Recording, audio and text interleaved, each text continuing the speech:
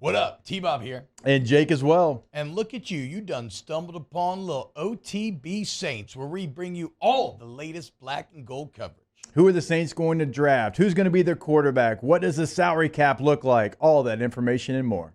Hope you enjoy it. Like, subscribe. We know kind of how this went down now. Yeah, he lost a lot of games. Yes, exactly. But Mickey still wasn't going to fire him. That's true. Even after Carolina. Still not going to happen. This was, according to sources, according to Nick Underhill, The which source. we'll get Nick on a bit later. But this was a Gail Benson call here. Miss Gail finally being the boss, stepping in and saying, I've seen enough. Apparently, of course, she was upset with the direction of the franchise overall, and she had been emailing multiple players last week.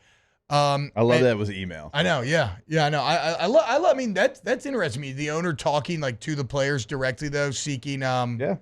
I don't know how common or uncommon that is. To be fair.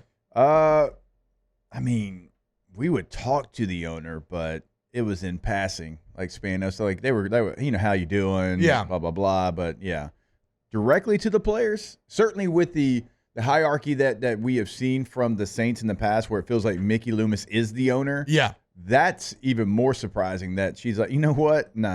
Enough of this, because however y'all have been doing it, I've allowed y'all to do it, but I'm taking this back because it's awful. Yeah, and so apparently, and what she found in talking to the players was that the program was just completely failing, and that changes, quote, weren't just needed, but were urgent.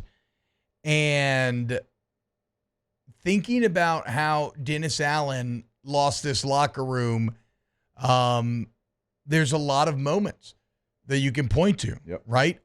One of them, and one of the main complaints of the players, was a different standard of accountability for Derek Carr versus the other players.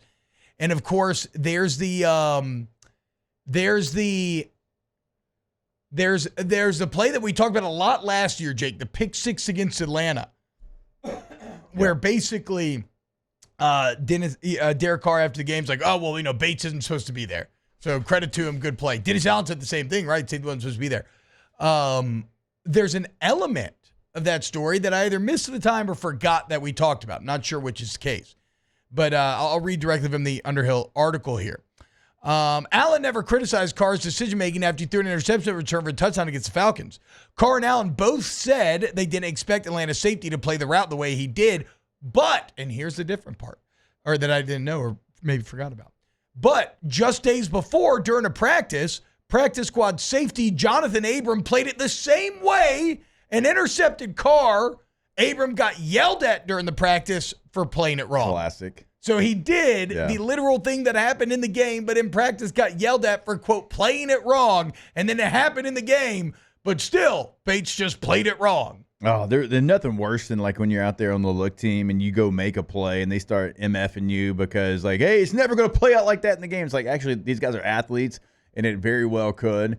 Like, oh, I used to hate that. Like, do you want me to make a play? You may be a robot. Yeah. Like, which one do you want me to do here on this look team? But yeah, that apologizing to Arthur Smith because of what Jameis did, like all that stuff, like right, wrong, or indifferent. Yeah, we're going to get to that. All that stuff is just beta energy. Yeah.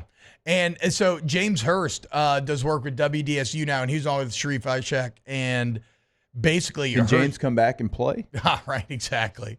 But Hurst said so much of it does go back to that Atlanta game, that when he apologized, it kind of broke with the team publicly that there were just rumblings, that Mickey Loomis actually called a meeting the next day in which Mickey was going to talk to everybody, and which everybody's like, oh, I think he's going to tell us that like DA's fired. Yeah. And they're kind of expecting that based on how everything played out that year. And then obviously that did not happen. Remember, but Cam Jordan like went against it on social media. Very publicly. I mean, he's like, that's the Falcons. Piss on them. Yeah.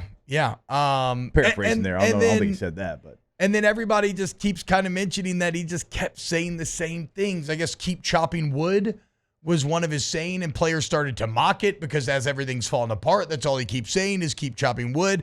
Another guy telling Nick, quote, good guy, but he lost the team. He just keeps saying the same bleep. And the problem is, if you're one of these players, that's bad because there's nothing that you can fall back on and what you know about Dennis Allen as a head coach to be like, okay, we can figure this out. He can figure this out. Here's a man who's always been bad, who has continued to be bad and continues to say the same exact things while being bad. So why would you expect anything to ever get better? And that ultimately is what broke this era of Saints football. In the Dennis Allen era was he proved to be, he tried to recreate the Raiders where it was awful and it went awful again. And he kept saying the same things throughout. And it sucks because it overshadows his very good contributions to the franchise as a defensive coordinator. He did a lot of positive for the Saints for a long time. But I don't know when or if that will ever be appreciated given how disastrously frustrating this whole DA as head coach experience was. Yeah, all that gets lost. It does. Unfortunately, that's just what happens. And there was a lot of good as a defensive coordinator because that's what he is. He's a defensive coordinator. He is not a head coach. But you allowed him another chance to be a head coach, even though, you should not have. You tried to keep everything together for too long. And I said it yesterday, T, credit to you. You kept your playoff window open longer than anybody I can remember outside the Patriots. It was incredible. We're talking 15 years, legit 15 years where your playoff window is open. A lot of times that window is 5 years at max. So I understand you not wanting to completely break it down at that time. That doesn't mean you hire from within. Think of all the people you had in that building at one time that you potentially could have hired. Mm-hmm. If you wanted to keep it the same, you know what I'm saying? People that were in that building that if you wanted to hire them, if you wanted to make the move that you could have, gosh, you got Dan Campbell, you got Aaron Glenn, you got all these people, that's 3 Aggies, by the way. Dennis Allen, Aaron Glenn, and Dan Campbell. See, that's a freaking problem. That's the problem. Right that's we found it. That is why it's 3 Aggies. But you had those people in the building, and you went with Dennis.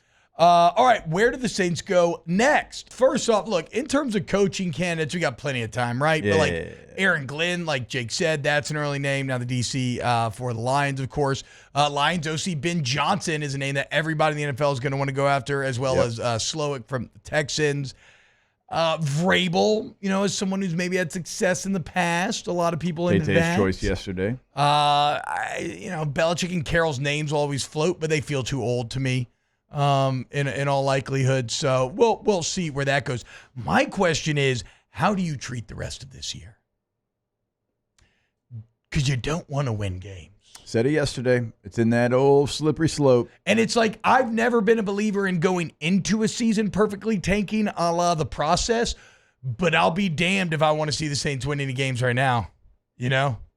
I feel like you're finally in a position to maybe set yourself up to get a top 5 pick, maybe have Shadur Sanders rocking the black and gold, some of these exciting sort of scenarios, draft a first-round quarterback first time in 50 years. Do not mess that up, Darren Rizzi, because you get these boys all pumped up. Do not let the interim bump go too hard here. Yeah. And then because the Saints need it. Oftentimes I'm like you, man, you're a professional. Go out there. You ain't trying to lose games. I'm not saying they would try, but I'm never going to root for that. But I think this team and this franchise needs such a complete reset and just a breath of fresh air, new faces, because it's been the same people for so long. Yeah. And it's been great. It's been great. But you have reached the point. Yeah. You're past the point. So go get a top 5 pick. Find which quarterback you love the most. Do what you've done for the first time since Archie Manning, right? And draft a first-round quarterback. I guess I should say don't continue to do what you've done. Go select a first-round quarterback. Go change your franchise. Go change. And it might be a year where you go through growing pains, but get some new faces, some new talent, and just the most important position right, because you've gotten it wrong since Drew Brees retired. How about one interesting theory that's floating out there, Jake? So the Saints front office, we know Mickey Loomis, essentially an owner. Call him Big League Chew here. Yep, unfireable, Big League Chew. With that job security comes strategic avenues that other GMs would maybe have to be concerned about. And granted, I'm not advocating for this. This will be a miserable experience as a fan. But let's say this year absolutely sucks, Jake. You get that top 5 pick. Mm-hmm. Do you this next offseason take a long-term view cut Derek Carr, cut a couple of the other big contracts, absorb a massive dead money hit in 25, right? Do the best you can, but likely your roster will not be good because of it. You might even be playing a young quarterback. Tell the coach when you hire him, look, this next year is going to suck, okay? But we're not going to judge you for it. Right. Do you completely try to reset the cap, maybe get another top 5, top 10 pick, and then in 2 years, look to hit again? Again, dangerous thinking here. But it is something that you have to consider. Yes, I think you have to consider it because of where you're at right now. You can no longer kick the can down the road. It is caught up to you. We've always said there would be a point. You're at the point. It's caught up to you. You can't continue on like you have, just trying to hold it together with duct tape and super glue. No longer can you do that. So, yeah, I am in full favor of just, bringing in somebody that's going to be your franchise quarterback for however long, adding some pieces around them. You're going to take a hit. For 2 years, you're not going to be competitive maybe. But look, you've wasted so much money. You're 2-7. Are you competitive now? No, it's why you just fired your head coach. So this franchise needs a lot of new, and you only get that new really if you do what we're talking about. Again, it'd be a really tough couple of years, but maybe some fruit to be born off of that vine, in the long-term view of things. And again, that's something that most GMs would have to be very concerned about because would they lose their job? Mickey Loomis will not lose his job. So we'll see what the Saints decide to do. Wow, just amazing black and gold takes right there, Jake. I don't think I've ever heard any takes that are better than the two guys that just gave you that take. And you can keep getting them by going ahead and liking, subscribing, ringing the bell to get notifications when we post. Have a great day. We'll see you on the next OTB Saints.